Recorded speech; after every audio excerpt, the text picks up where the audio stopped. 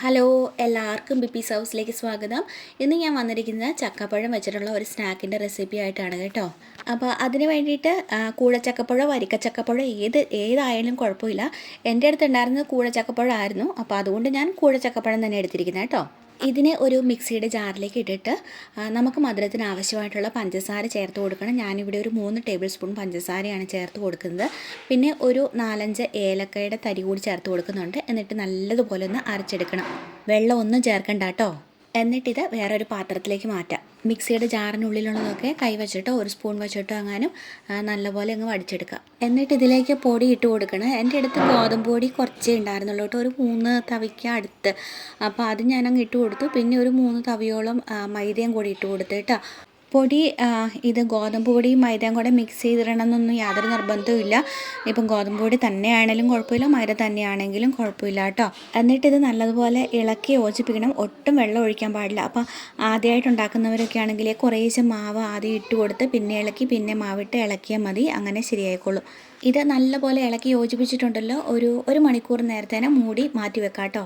1 മണിക്കൂറിന് ശേഷം ഇത് തുറന്നിട്ടുണ്ടല്ലോ, ഒന്നുകൂടെ ഇളക്കി കൊടുക്കണം.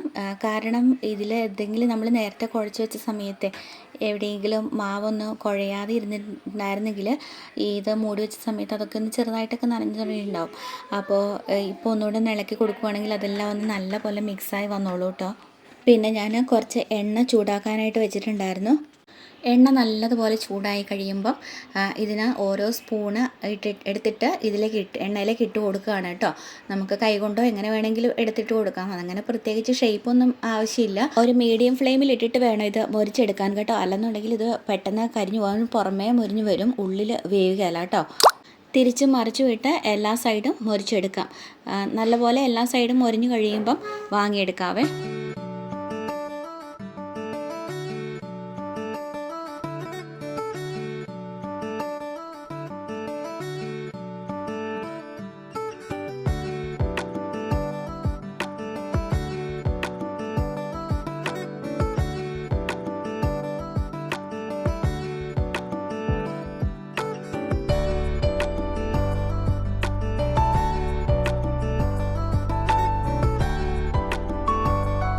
ചായയുടെ കൂട്ടത്തിലൊക്കെ കഴിക്കാൻ പറ്റിയ നല്ല ടേസ്റ്റുള്ള ഒരു പലഹാരമാണിത്. എല്ലാവരും ട്രൈ ചെയ്യുക. നല്ല എളുപ്പമല്ലേ ഇതുണ്ടാക്കാനായിട്ട്.